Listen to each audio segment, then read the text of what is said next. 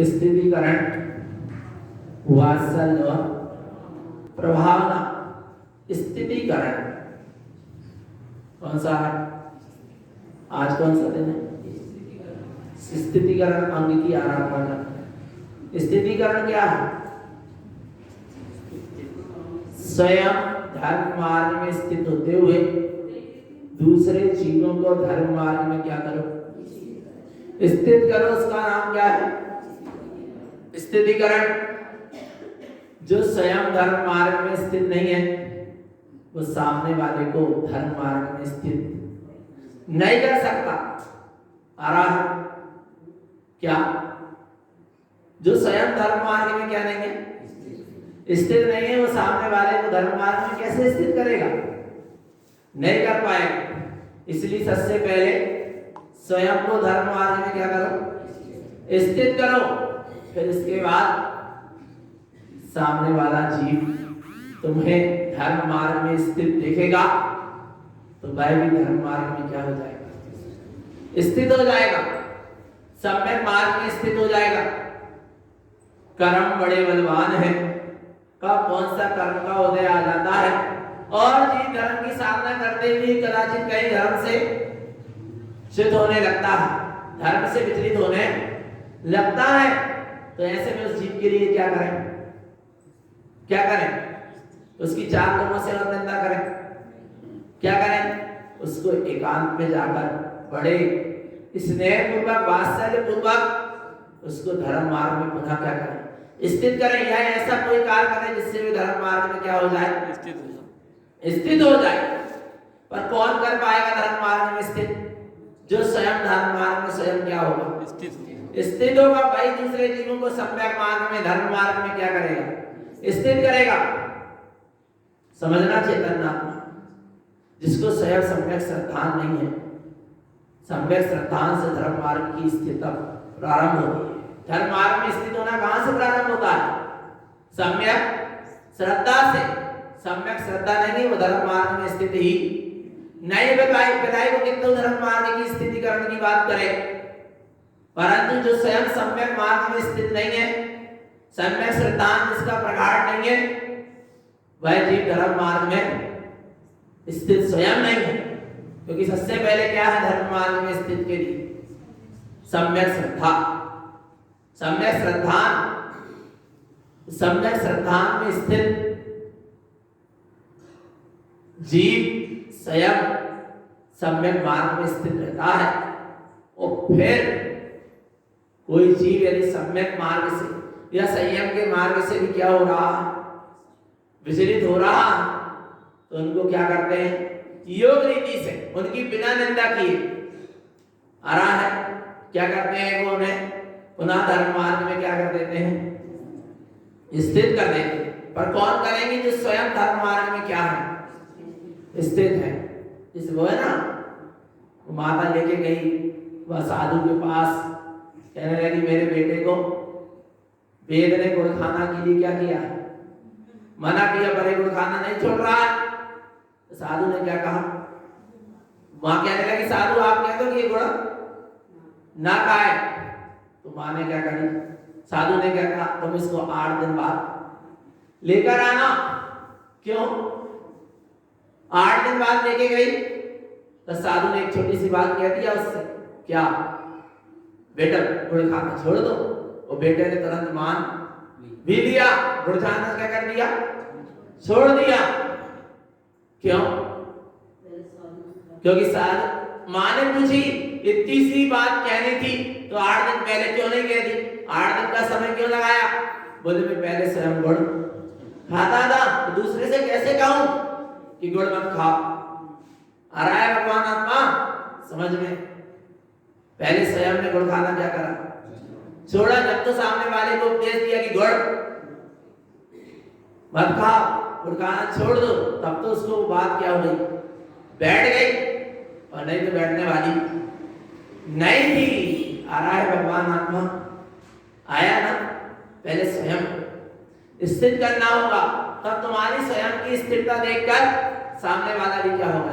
हाँ, सत्य व्यसन करें, बदमाश मधु का सेवन करें, आ रहा है, और बहुत धर्म का उपदेश दे, लोगों को कितने बैठेगा? बैठेगा क्यों? बोले एक तो बड़ी बड़ी आत्मा की बात कर रहा है, ले जाकर व्यसन कर रहा है, पाप के कार्य कर रहा है, आ रहा है भगवान आत्मा, स्थिर नहीं हो पाएंगे सामने वाले धर्म मार्ग में। स्वयं बड़े बड़े सत्व्यक्त की बात करें, सच्चे देवगुरु शास्त्र के श्रद्धान की बात करें, और कभी मौका पड़े तो स्वयं जाकर तो देवादेवों के सामने सिर झुका लें या उनके मंचों में जाकर प्रोग्राम कर लें। जो स्वयं क्या है? मिथ्यात्व की अनुमोदना कर रहा है, मिथ्यात्वियों की अनुमोदना कर रहा है, और वो यदि उपदेश भी दे कि तुम सम्यक मार्ग में दृढ़ रहो, सच्चे देवगुरु शास्त्र का श्रद्धान करो, तो उन जीवों के अंदर वो बात बैठने वाली नहीं है। क्यों नहीं बैठने वाली? क्योंकि उपदेश करने वाला स्वयं क्या है? भटक रहा है, स्वयं पालन नहीं कर रहा। आ रहा है भगवान आत्मा। जो स्वयं स्थित होंगे वे सम्यक मार्ग में, जो स्वयं स्थित होंगे वे जगत के जीव को सम्यक मार्ग में स्थित करेंगे। जो संयम के मार्ग में स्वयं स्थित होंगे वे जगत के जीवों को संयम के मार्ग में स्थित करेंगे। आ रहा है भगवान आत्मा। हर कोई नहीं कर सकता और हर किसी के बस की भी नहीं है। देखो कल वो है ना, किसी के दोस्त को नहीं देखते, पर दोस्त देखने में आ जाते हैं, आ जाते नहीं कई बार। अरे वे बड़े बड़े धर्मात्मा बन रहे हैं, तो ऐसा काम कर रहे हैं, आ जाते दोस्त देखने में। तो दोस्त देखने में आ रहे तो क्या करें? चार लोग से उनकी निंदा करें। आ रहा है, चार लोग से निंदा मत करो। यदि बन सके तो उनका जाकर क्या करा? स्थितिकरण करो, उनको पुनः धर्म मार्ग में क्या करो? स्थित करो, ना कि उनकी बदनामी करो, ना कि उनकी क्या करो? निंदा। यदि आप एक धर्मात्मा जी की निंदा करोगे तो किसकी निंदा होगी? धर्म की निंदा होगी। फिर वो धर्म आपके जीवन में कभी उपलब्ध होने वाला नहीं है। आ रहा है भगवान आत्मा। इसलिए क्या करें? निंदा तो किसी की बताई ही नहीं है, पर क्या करना पड़ेगा? स्थितिकरण करा, पर योग दी।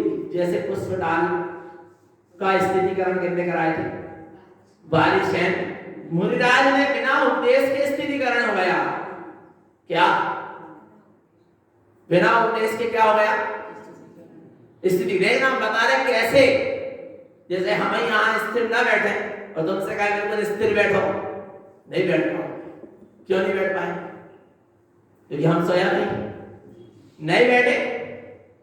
मटकुली है ना, जब ज्ञानानंद महाराज जी थे तब वहां पर शिविर लगते थे।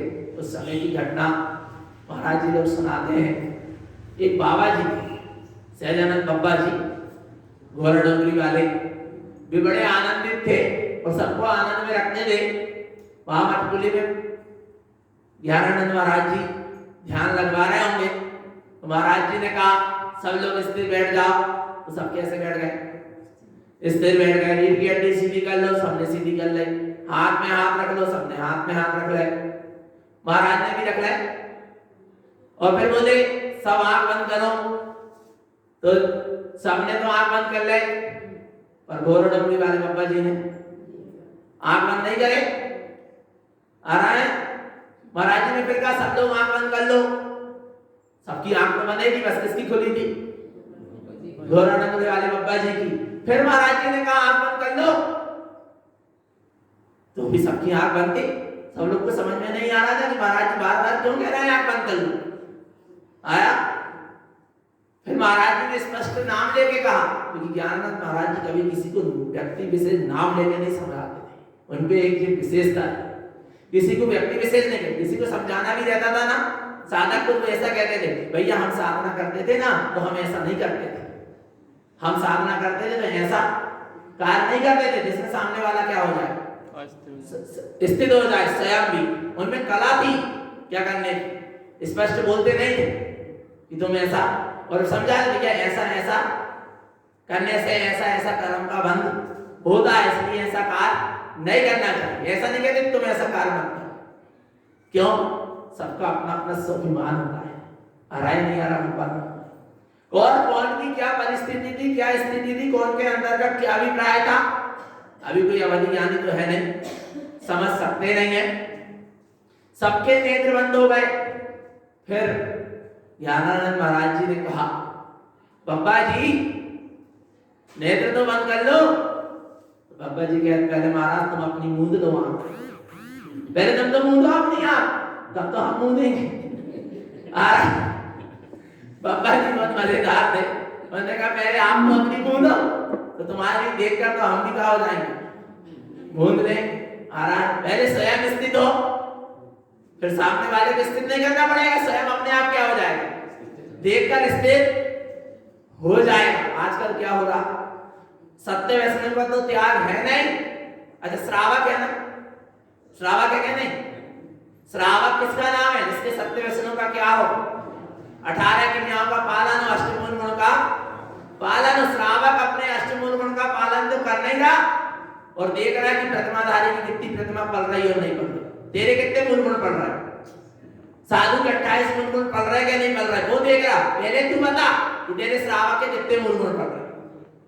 आ रहा है फिर दूसरे पर उंगली उठाना, आ रहा है भगवान आत्मा, पर जीव नहीं समझ पाता। अहंकार की मस्ती में इतना मस्त रहता है कि सब भूल जाता है कि मैं कहां गर्त में गिर रहा हूं, कहां गर्त में जा रहा हूं। हाँ पहले तुम शुद्ध श्रावक बन जाओ, चेतन आत्मा, और जब शुद्ध श्रावक बन जाओगे, आ रहा है फिर किसी की गलती भी दिखेगी, जब किसी की गलती कहोगे नहीं, उसका क्या करा दोगे, स्थिति करण करा दोगे।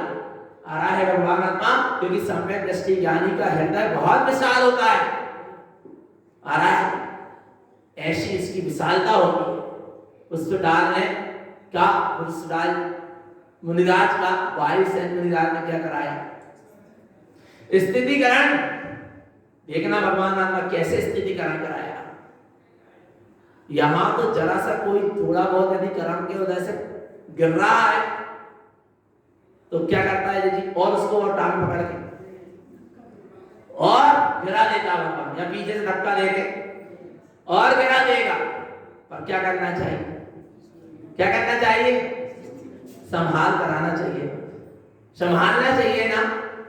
आ रहा है नहीं आ रहा भगवान आत्मा, कैसे सम्यक दृष्टि, कैसे ज्ञानी, कैसे आत्मार्थी, कैसे मोक्षार्थी, पर समझ में नहीं आता जी। और देखना जो जिस चीज में स्थित नहीं होगा वो उस चीज की स्थिति कर्म भी नहीं करा सकता। जो सम्यक मार्ग में स्थित नहीं है ना, वो सामने वाले को सम्यक मार्ग में स्थित नहीं करा सकता। कितने ही उपदेश देता रहे, सामने वाला स्थित भी नहीं होगा। जो संयम के मार्ग में स्वयं स्थित नहीं है, वो सामने वाले को संयम के मार्ग में स्थित नहीं करा सकता, करा ही नहीं सकता। उसके उद्देश्य से हम कहें कि क्रोध मत करो, हमें क्या करें, क्रोध करें, तो आपको बात बैठेगी क्या, बचेगी क्या, नहीं बचेगी। आ रहा है 5 पांडव अर्जुन रथ में सवार होकर श्री कृष्ण के साथ कहां जा रहे थे, युद्ध क्षेत्र में, मैदान में जा रहे थे। पीछे से कर्ण ने सोचा मैं भी चलूं, किसने सोचा, कर्ण ने। और कर्ण भी अपने रथ में सवार होकर कहां चला गया, युद्ध की ओर जाने लगा। आ रहा है समझ में। तब क्या हुआ, वहां कीचड़ भी गड्ढा था, श्री कृष्ण ने रथ को साइड से क्या कर लिया, मोड़ लिया। फिर पीछे कर्ण का रथ आकर उसमें क्या हो गया, धंस गया। वो कीचड़ में क्या हो गया, धंस गया। कर्ण उस कीचड़ में क्या हो गया, फंस गया। तब कर्ण आवाज लगाता, हे अर्जुन। अर्जुन एकदम पीछे मुड़कर देखते हैं, श्री कृष्ण का भी एकदम रथ रोकना हो जाता है। और फिर कर्ण कहता है, क्या क्या तुम मुझे निकालोगे नहीं, क्या तुम मुझे निकालोगे नहीं, ये तुम्हारी नीति नहीं, ये तुम्हारा न्याय नहीं अर्जुन, कि मैं फंस गया तुम मुझे निकाल नहीं रहे, ये तो अनर्थ है।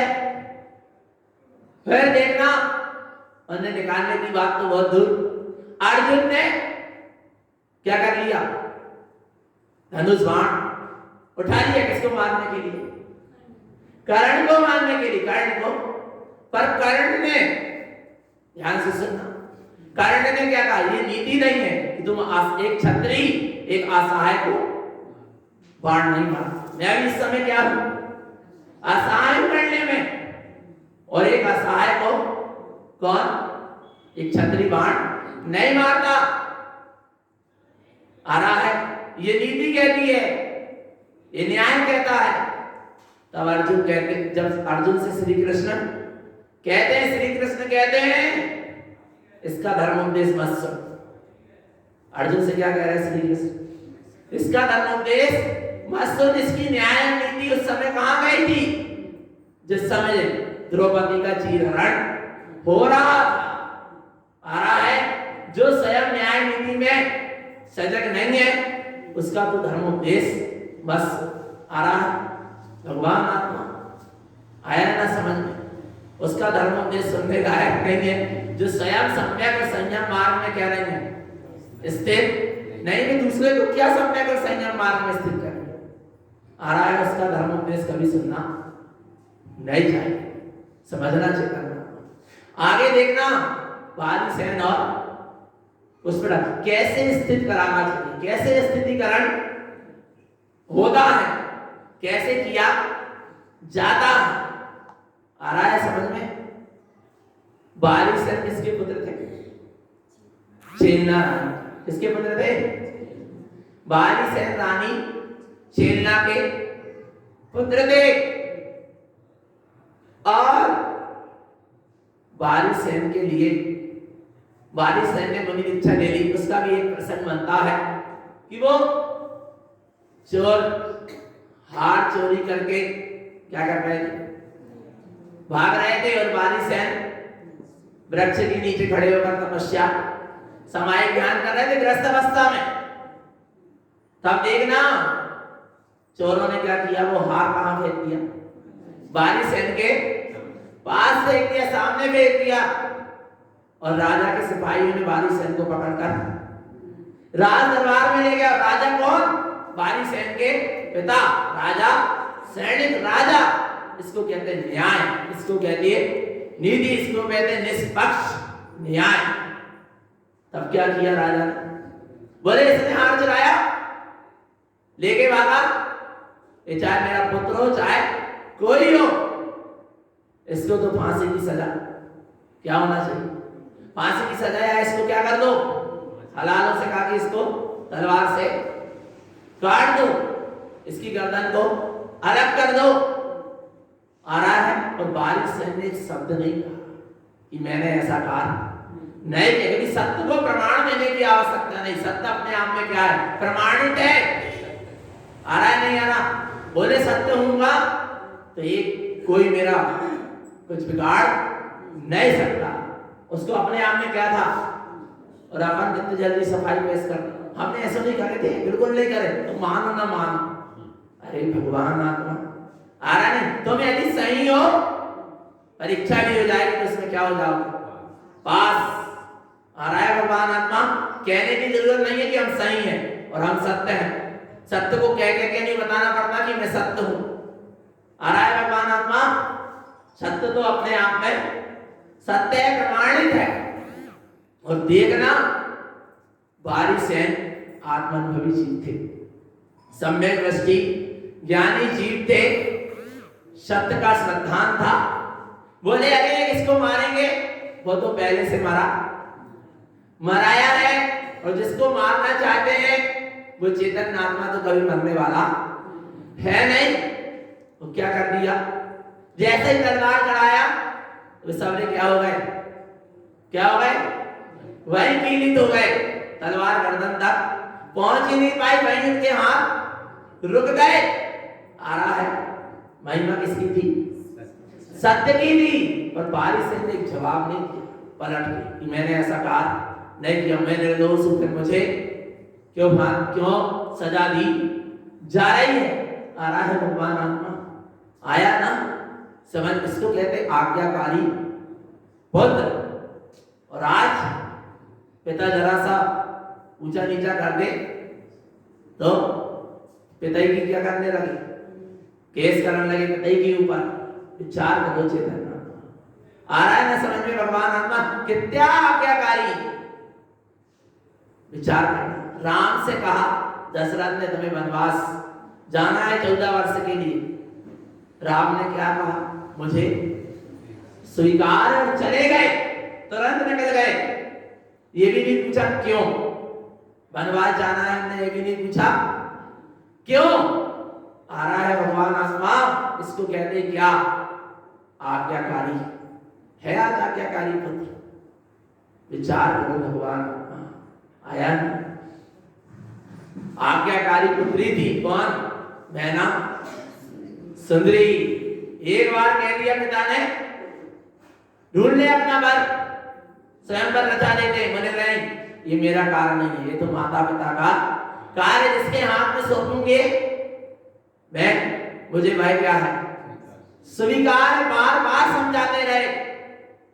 बहुपाल थे ना, राजा बहुपाल, समझाते रहे बार बार मैना को, देख तू अपना वर चुन ले, नहीं तो मैं किसी के भी साथ तेरी विवाह करा दूंगा। बोले जो आप किसके साथ कराओगे, मुझे वो क्या है स्वीकार। में एक शीलवान स्त्री हो, मैं अपना वर स्वयं नहीं चुनूंगी। ये तो माता पिता का क्या है कर्तव्य, उन्हें जन्म दिया है और उन्हीं का कर्तव्य वो जिसको सौंपेंगे हमें खुशी खुशी क्या है स्वीकार है। पारा स्वीकार है क्या? बोलो चेतना। क्या कर लिया हमने अपनी बच्चियों को? तमाशा बना लिया, ले लेके घूम रहे हैं, चार लोग को दिखा रहे हैं। क्या है? विचार करो चेतना। समझ में नहीं आ रहा? भगवान आत्मा कब कैसे गति आई कर्म का बंद बन जाएगा और जिन ऐसी गतियों में चला जाएगा, फिर घूमता रहेगा सबके और सबको दिखाता रहेगा अपना तमाशा। आ रहा है भगवान आत्मा, अभी समझ नहीं पा रहा चेतना। आया समझ में? ऐसे आज्ञाकारी पुत्र बनो और आज्ञाकारी पुत्री बन। ना वहां घर में माँ बाप की बात मान रहा, ना यहाँ आर्यंत पिता और यहाँ जनवाणी माँ की बात मान रहा। मान पा रहा? बोलो चेतन आत्मा। क्या जिनने जन्म दिए उनकी बात भी नहीं मान रहा और जनवाणी माँ की बात भी नहीं मान रहा? क्यों नहीं मान रहा? क्यों नहीं मान रहा? जैसी गति वैसी मति, और जैसी मति वैसी गति। भगवान सामने सब प्रत्यक्ष है। बस वाली सेन को आया वैराग। वाली सेन ने कहा, अब राजा ने क्षमा मांगा किससे? अपने पुत्र से। क्षमा पुत्र से नहीं थी, क्षमा सत्य से थी। ये जो सत्य के ऊपर मैंने उंगली उठा दिया, सत्य मुझे क्या कर देना, क्षमा कर देना। बोले चल बेटा अब तू राजपाट संभाल। तो बारी सेन कहने लगे, अब मुझे राजपाट नहीं संभालना, मुझे तो अपना स्वराज्य में जाना है। कौन से राज्य में जाना है? स्वराज्य, चैतन्य राज, चैतन्य आत्मा में ही रमण करूंगा। आ रहा है भगवान आत्मा। अब हम मुनि होंगे। क्या होंगे? ना जाने आयु बांधा जाता और गर्दन कट जाती, मनुष्य पर्याय यूं व्यर्थ असंयम में चली जाती। ये हमको दूसरा नया जीवन मिला है। कौन सा जीवन मिला है? नव जीवन मिला है। ये पुनः राजपाट में जाने के लिए नहीं मिला। आ रहा है, ये पुनः दलदल में फंसने के लिए नहीं मिला। ये जीवन मिला है काहे के लिए? अपने स्वराज्य में जाने के लिए, अपने स्वभाव की साधना करने के लिए, अभी प्राप्त साधु पद को धारण करने के लिए। आ रहा है भगवान आत्मा क्या कह रहे हैं? अब हम मुनि होंगे, वन में अकेले होंगे, लेकिन जाओगे वहां पर ध्यान करेंगे, कल्याण करेंगे। अब हम मुनि होंगे। होंगे कि नहीं? आवाजें नहीं निकल रही? होंगे ना? आ रहा है ना? भावना तो बातें चलो। और वहां वो बाली सेन क्या हो गया? निकल गया। रानी चंदा प्रसन्न थी। धन्य है मेरी कोख से जन्मा ये पुत्र, जो मुक्ति के मार्ग की ओर निकल पड़ा। मेरी कोख क्या हो गई? धन्य धन्य हो गई। आ रहा है भगवान आत्मा। जरा सा किसी का बच्चा इंजीनियर बन जाए, डॉक्टर बन जाए या ऑफिसर बन जाए, मां कितनी खुश होती है। काय के अनमोदना कर रही है? पाप कार्यों की, विषय भोगों की क्या कर रही है? अनुमोदना कर रही है। कोई बिरली माँ होती है जो सत्य के मार्ग पर अपने पुत्र को आगे बढ़ाती है, सत्य के मार्ग पर आगे बढ़ते हुए क्या करती है? प्रसन्न होती है। उसके आंखों में फिर खुशी की क्या होते हैं? आंसू होते कि मेरी को धन्य हो गई, मेरा पुत्र मोक्ष के मार्ग में निकल पड़ा, जनेश्वरी दीक्षा लेने जा रहा है। आ रहा है भगवान आत्मा। वो सच्ची माँ है जो अपने पुत्र को, बेटा तू मेरी गोद से तो जन्म लिया, पर मैं अब तुझे माँ, जन्माणी माँ की गोद में सौंप रही हूं। धन्य है वो माँ। आ रहा है भगवान आत्मा। आया ना, रानी चेन्ना प्रसन्न थी, आनंदित थी, पर एक शब्द कह दिया रानी चेन्ना ने, जा तो रहा है पर पीछे मुड़कर मत देखना, क्योंकि ये मार्ग पीछे मुड़कर देखने वाला नहीं है। आ रहा है भगवान आत्मा। किसी के नीचे मत चलो, किसी के पीछे मत चलो, और आंखें नीचे मत चलो। आंखें पीछे चलोगे, आ रहा है कहां जाकर गिरोगे पता ही नहीं चल पाएगा। किसी के पीछे मत चलो, आ रहा है क्या हो जाओगे? पहुंच नहीं पाओगे। किसी के नीचे मत चलो, दीनता हीनता पराधीनता में जिंदगी क्या हो जाएगी? निकल जाएगी। आ रहा है भगवान आत्मा।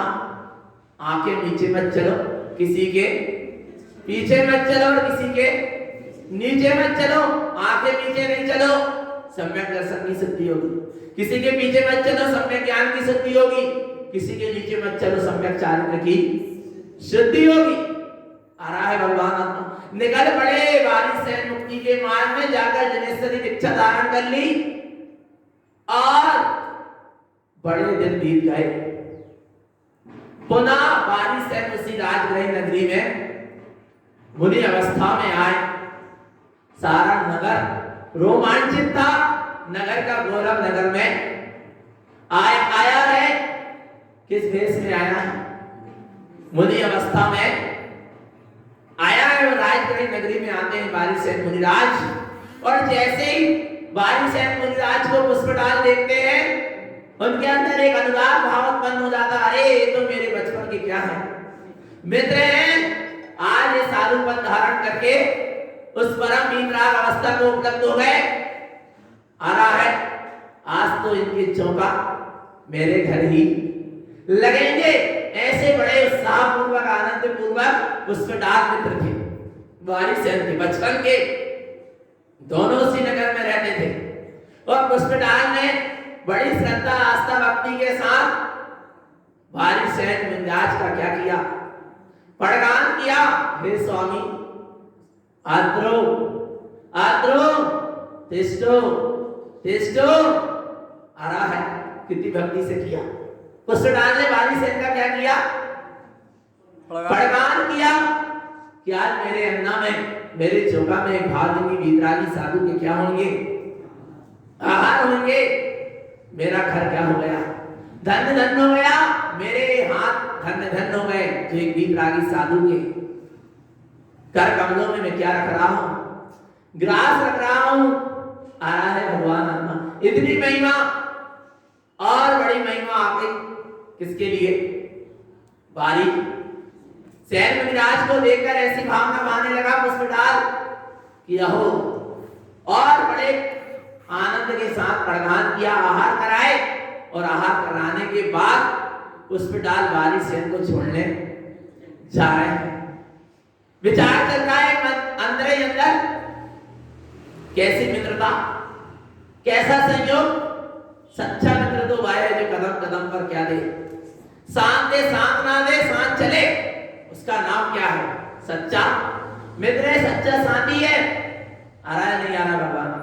तुम कहां रह गए पीछे? ऐसा बारिशेन अंदर विचार कर रहे होंगे कि पुष्पडाल तुम मेरे मित्र कैसे, मेरे साथी कैसे, मेरे साथ नहीं चल पा रहे। आ रहा है तुम कहां पीछे रह गए? बारिशेन के अंदर की तीव्र क्या रही होगी भावना, पर यहाँ पुष्पडाल के अंदर ऐसी कोई भावना नहीं थी। बस वो तो एक देख रहा था कि मुनिराज के आहार करा दिया, पर ये भावना नहीं भा रहा था कि मैं कब मुनिराज हो जाता। पर बारिशेन की क्या चल रही है? भावना की मित्र तुम कहां दलदल में फंसे, निकल, बोल नहीं रहे। बारी सैन पुष्पडाल से कुछ बोल नहीं रहे, कह नहीं रहे, पर एक अंदर में इस भव्य जीव के प्रति क्या आ रहा है। एक सम्यक दृष्टि ज्ञानी जिसके प्रति भावना वाले आत्म कल्याण की, उसके आत्म कल्याण हुए बिना रह नहीं सकता। आ रहा है प्रमाणता, हो ही जाएगा यदि सम्यक दृष्टि ज्ञानी जिसके प्रति भावना वाले अच्छे हृदय से, वो भी सामने वाला भी धर्म के मार्ग में लग जाएगा। इतनी है उसकी अंतरात्मा की क्या भावना, समझना चेतना। और बारी से अगर पुष्पडाल निकलते आहार करने के बाद वो पुष्पडाल बारी से उनको छोड़ने जा रहे, और छोड़ने क्या जा रहे, देखते देखते बहुत दूर निकल जाते हैं। तब पुष्पडाल बारी सेन से कहते, देखो ये तालाब है जहां अपन जल कीड़ा कहते थे बचपन में, कि इनको पता तो चल जाए बारी सेन जी को कि अपन इतनी दूर आ गए, अब तो कह दो कि पुष्पडाल तुम वापस चले जाओ।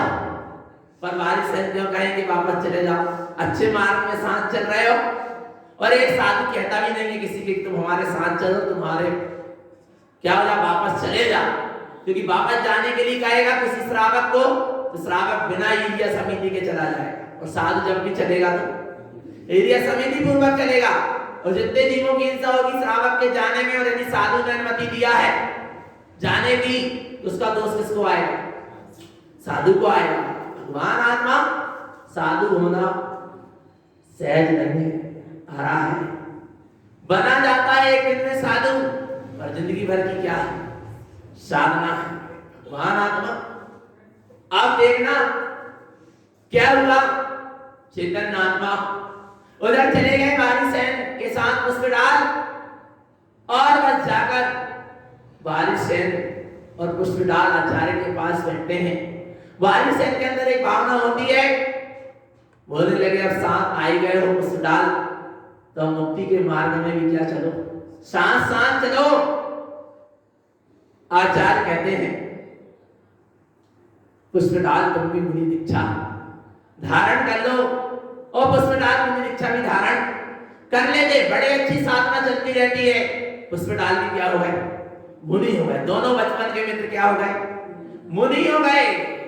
आ रहा है नहीं आ रहा भगवान आत्मा। और जब वे दोनों मुनि हो गए, वो एक तो मुनि थे बारी सेन, और पुष्पडाल भी क्या हो गए, मुनिराज हो गए। चलती रही साधना, पर अंदर में एक सल थी। क्या थी अंदर में, क्या थी, सल। समझना चेतन आत्मा, छठम गुणस्थान तक निदान सल है। कौन से गुणस्थान तक, छठम गुणस्थान तक चलती है सल। आ रहा है भगवान आत्मा, चलती है, हो जाती है। कदाचित माया संग का परिणाम ये जाता, कंचन कामनी और कीर्ति का आ सकता है। आ रहा है भगवान आत्मा, कितने गुण स्थान तक, छठम गुण स्थान तक, पर आता है और चला जाता है। पर वहां एक खटका लग गया, कर्म का उदय आया, चारित्रिक मोहिनी कर्म का तीव्र उदय आया।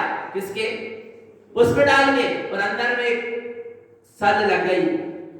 क्या सल लग गई, एक बार में अपनी स्त्री को तो दे गया था, रुकना नहीं है घर में।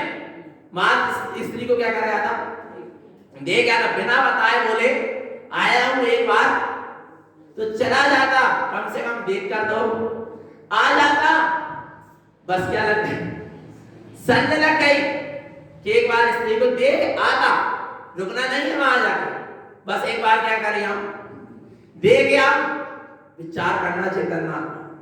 और जो सच्चा साथी होता है ना, सच्चा मित्र होता है, वो अंतरंग की भावना को जान लेता है। फिर तो बारी से एक भावेंगी वीतरागी साधु थे, उनको समझ में आ गया कि जरूर पुष्पडाल के अंदर कुछ ना कुछ अभी तीव्र चारित्रिक मोहिनी कर्म का उदय चल रहा है।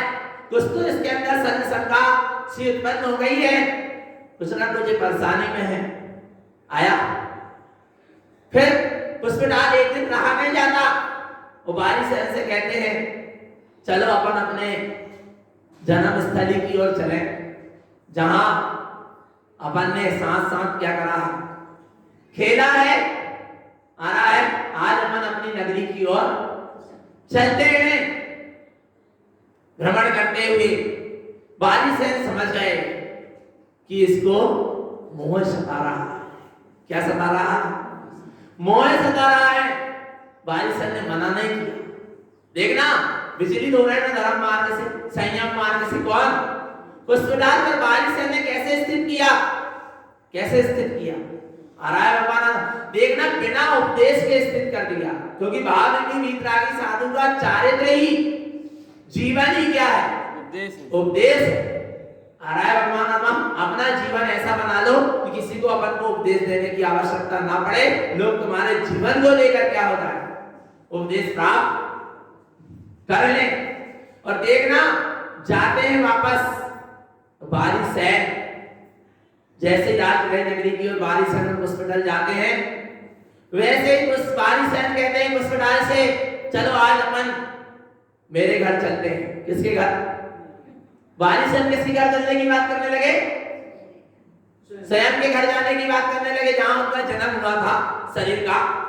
वहां चलने की बात करने लगे। राजमहल की और रानी चेतना के, राजा सैनिक के राजमहल की ओर जाने की बात होने लगी। और जैसे ही रानी चेतना ने देखा, अरे ये भाव की वीतरागी साधु बालीसेन मेरे कोख से जन्मा पुत्र पुनः घर की ओर क्या हो रहा है? वापस आ रहा है। क्या इसने सुना नहीं था उस समय, जिस समय घर से निकल रहा था? क्या कही थी उसने? पीछे मुड़कर मत देखना, पर आखिर बात क्या है? और देखना पहले प्रमाण करो, फिर प्रणाम करो। रानी चेतना ने कुछ नहीं कहा, किसी से कुछ नहीं कहा, और उसने परीक्षा कर ली। बस एक सोने का पाटा और एक लकड़ी का पाटा रख दी। बालीसेन और पुष्पदाल आए। बालीसेन बड़े सहज भाव से सोने के पाटे को लकड़ी के पाटे में क्या हो गए? बैठ गए। रानी चेतना की अंदर की शंका का क्या हो गया? समाधान हो गया कि बालीसेन धर्म मार्ग से विचलित नहीं हुए, क्योंकि ये काष्ठ के पाटा में बैठे हैं, लकड़ी के पाटा में बैठे। इनने परिग्रह को स्वीकार नहीं किया। दोनों जन बढ़िया बैठ जाते हैं। उसी समय बालीसेन कहते हैं, मेरी सारी रानियों को श्रृंगार करके बुला लो। आ रहा है? मेरी मेरी शब्द लगा रहे हैं। सुनना भगवान आत्मा, विचार करना चेतन आत्मा। आया ना ग्रस्त जीवन की उनकी क्या जितनी भी रानियां, उनको क्या कर लो? सब आ रही हैं। कितनी थी?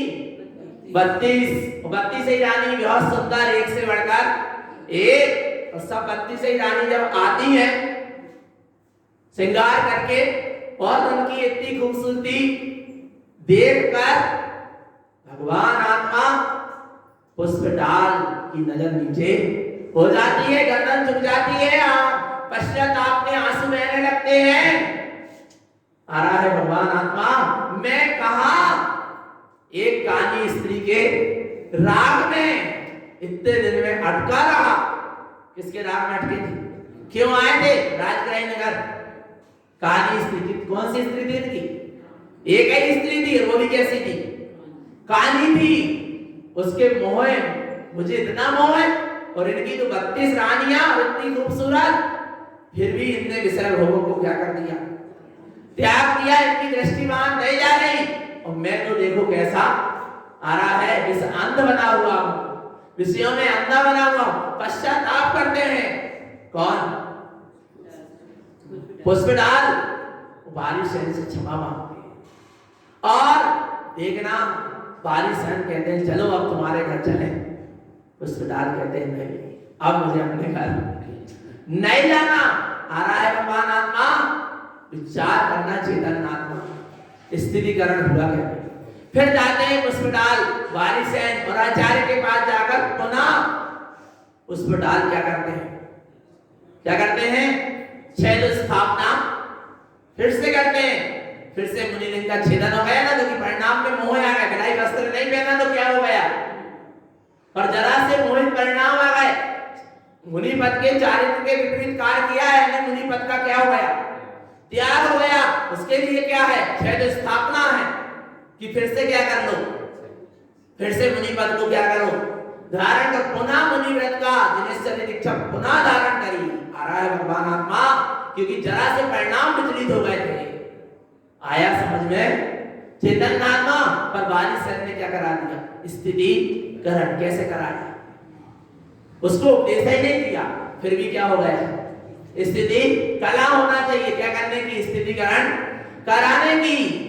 आ रहा है भगवान आत्मा, किसी को नीचा मत दिखाओ। नीचा दिखा के किसी का स्थितिकरण नहीं होगा, निंदा करके बदनामी करके किसी का स्थितिकरण नहीं होगा। आ रहा है भगवान आत्मा, आया ना समझ में, है क्या नहीं है? तो क्या करना है, हुआ नहीं हुआ स्थितिकरण। इसलिए अपना बच्चा को यदि तुम देख लो गलत करता हुआ भी, तो चार लोग के सामने उसकी निंदा मत करो। आ रहा है, एक पिता ने अपने पुत्र को देखा कि वो आ रहा है कोने में जाकर छुपकर गुटखा खा रहा है। जब वो पुत्र आया पिता के सामने, चार लोग के सामने, वो पिता ने क्या कह दिया, क्यों रे तू गुटखा खा रहा था, तू बिगड़ गया। किसके सामने कह दिया, चार लोग के सामने, पुत्र के अंदर, क्योंकि उसके अभी स्वाभिमान है, उसको भी ठेस पहुंची। उसने सोचा अब तो सबको पता ही चल गया कि मैं गुटखा खाता हूं। आ रहा है, वो छोड़ने वाला भी था तो अब नहीं छोड़ा, बोले छोड़ भी दूंगा तो पिता ने तो सबको बता ही दिया मैं गुटखा खाता, अब तो छोड़ने की जरूरत नहीं। आ रहा है, चेतन आत्मा चार लोग के सामने तुमको स्थित करना था, अकेले में ले जाते, क्यों बेटा ये गलत काम क्यों कर रहे थे, अब दोबारा करोगे तो क्षमा नहीं होगी। बेटा क्या हो जाता, स्थित हो जाता। बहुएं काम नहीं कर रही घर में, निंदा मत करो। चार लोग के सामने ये मत कहो भाई बहुत अच्छी नहीं करे, अरे बहुत अच्छी, और चार जन आए, बहुत अच्छी है, ऐसी है, बहुत काम करती है, पूरा कर लेती, हमें तो हाथ ही तक लगाने नहीं देती, देखना बहुत फटाफट काम करेगी। आ रहा है भगवान आत्मा समझ में, कला होना चाहिए, पर स्वयं पहले स्थित हो जब तो दूसरे को स्थित करे। पिता खुद गुटखा चबा रहे हैं, पिता बच्चा से कहे कि बेटा तू मत खा, तो क्या बेटा, पिता से कहेगा बेटा कि तू मत खा। आ रहा है ना, पिता पुत्र से कह रहा तू मत खा, और पुत्र पिता से कहने लगे आजकल तू मत खा। आया भगवान आत्मा, चार करो चेतन आत्मा, जैसा अपन करेंगे वैसे तो अपने आगे की पीढ़ी करेगी। आ रहा है, आपके दो पुत्र हैं और आप देवरानी जेठानी हैं, आप लड़ रही हैं तो आपके दो पुत्र हैं, उनकी भी दो बहुएं आने हैं, वे भी देवरानी जेठानी बनेगी, हमारी सासें लड़ते भी हम भी लड़ेंगे। आ रहा है भगवान आत्मा, संस्कार तो आपने दिया, बीजारोपण तो आपने ही किया। आ रहा है भगवान आत्मा, समझ लेना। और दूसरी बात, अपने बड़े बुजुर्गों की कमी को कभी अपने बच्चों के सामने नहीं बताना। क्या नहीं आई समझ, अपने बड़े बुजुर्गों की क्या कुछ कमी रही होगी उनके बड़े बुजुर्गों में, तो कभी उनकी कमी को अपने बच्चों के सामने मत बताओ। क्यों मत बताओ, क्या कारण है? भगवान आत्मा कल तुम भी क्या बनोगे, तुम में भी कमी निकालना शुरू कर दे। जब तुमने अपने बड़े बुजुर्गों पर कमी निकाली है, तुम्हारे बच्चे भी तुम में क्या निकालेंगे, कमी निकालेंगे। आ रहा है भगवान आत्मा, ये व्यवहारिक जीवन की कला है।